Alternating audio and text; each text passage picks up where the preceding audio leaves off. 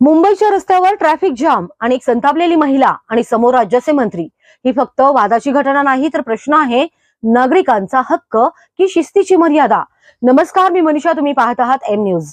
मुंबईच्या वरळी भागात भाजपच्या मोर्चामुळे मोठी वाहतूक कोंडी झाली होती।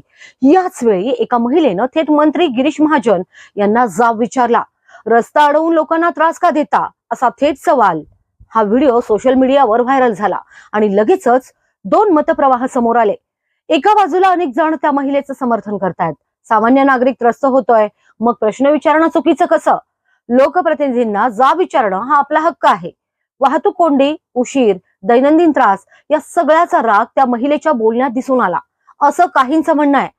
पण दुसरी बाजू ही तितकीच महत्वाची आहे। काही लोकांचं मत आहे की प्रश्न विचारताना भाषा आणि पद्धत महत्वाची असते। मिळालेल्या माहितीनुसार त्या महिलेनं काही अपशब्द वापरले होते आणि सार्वजनिक ठिकाणी अशा प्रकारची वर्तवणूक योग्य नाही, असं मतही व्यक्त केलं जात आहे। तसंच मोर्चा असो किंवा राजकीय कार्यक्रम, तेही लोकशाही प्रक्रियेचाच एक भाग आहे, हेही काही जण सांगत आहेत।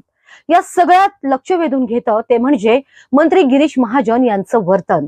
त्यांनी पूर्ण परिस्थिती शांततेने हाताळली, कोणताही राग न दाखवता संयम राखला, आपल्या पदाचा गैरवापर केला नाही आणि त्या महिलेला उलट काहीही अपमानास्पद बोलले देखील नाहीत।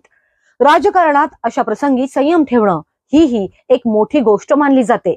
दरम्यान या प्रकरणात त्या महिलेविरोधात तक्रार दाखल झाल्याची माहिती समोर आली आहे। यामुळे आता चर्चा आणखीनच तापली आहे।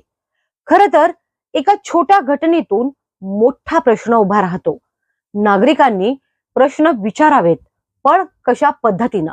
नेत्यांनी कार्यक्रम घ्यावेत, पण लोकांना त्रास न देता। दोन्ही बाजू योग्य की दोन्ही बाजूंकडून चूक? लोकशाहीत आवाज महत्वाचाच असतो, पण त्या आवाजाची भाषा आणि मर्यादाही तितकीच महत्वाची मानली जाते। तुमचं मत काय? कोण बरोबर, नागरिक की शिस्त? कमेंटमध्ये नक्की सांगा।